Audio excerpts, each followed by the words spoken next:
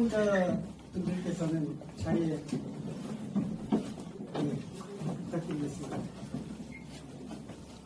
앞서 말씀드린 것처럼 시간이 지금 없기 때문에 각 주제별로 토론자께서는 2분 이내에 간단히 의견을 말씀해 주시고요.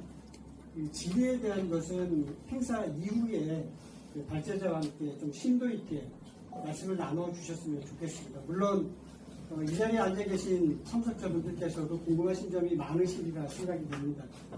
저희가 최대한 여러분들께 많은 지식과 정보를 전달해 드리려고 하다 보니 시간이 조금 지체가 돼서 죄송하다는 말씀을 다시 드리겠습니다.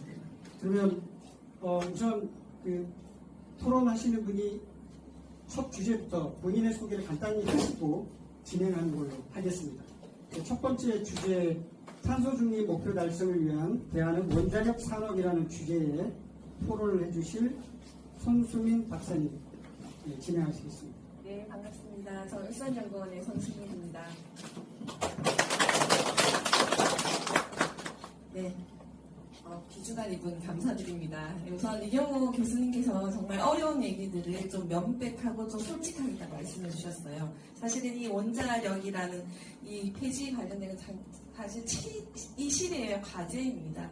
이 과제에 대해서 yes or no 부분을 명확히 또 이렇게 적어주셔가지고 무거울 수 있지만 굉장히 그 부분에 공감합니다. 사실 원자력은 탄소 중립, 오늘 큰 주제에 해당하는 가장 중심적인 위치에 있고 저비용 고효율, 그러니까 최첨단 방식의 사실이라는 건 누구나 알고 있는 사실입니다. 그렇지만 이것이 이제 친환경이 아니라는 우리나라의 유권 해석에 생기면서 사실 철거 부분들이, 폐지 부분들이 했기 때문에 이 어떤 해석이 이루어짐에 따라서 정치적인 거라든지 이런 정부의 방침에 따라서 10년간 세웠던 부분, 앞으로의 미래에 대한 부분들이 경제적 효과들과 함께 많은 지지를 또 받았던 부분들이 있었던 것 같습니다. 이런 원전에 대한 내용들에 대해서 이 교수님께서 딱 정확히 이 경주에서 왜 이런 얘기를 지지해야 되는 것인지 26페이지에 명확히 얘기해 주셨어요. 첫째로 경주 소재, 그리고 한국이 세계적인 원전 기술이다. 이것은 당연히 여기에 대한 긍정적인 것들을 얘기해 주셨고요. 그리고 저도 이 부분에서 굉장히 동의합니다. 동의하는 부분에 대해서는 대량의 전기 생산 그리고 온실가스 배출을 감소하는 효과가 굉장히 큰 부분에다가 안정성이 중요합니다. 지금 저희도 에어컨이라든지 이제 전기 부분에 대해서 요금이 굉장히 높아지고 있잖아요. 하지만 제가 정부 얘기를 하고 찬반을 논하는 것은 아니지만 전기 요금이 증가할 것이다. 여러 가지 기술적인 부분과 자료가 있음에도 불구하고 이제 또 정치 방향은 다른 것들이 있습니다. 그래서 여기에 또 저는 이제 책을 이렇게 또 소중하게 써주셨기 때문에 이 부분에서 좀 강조하려고 합니다. 거기에 딱 시작해서 30페이지 원전 설치를 찬성하지 않는다. 그래서 내가 싫은데 다른 지역에 설치해라.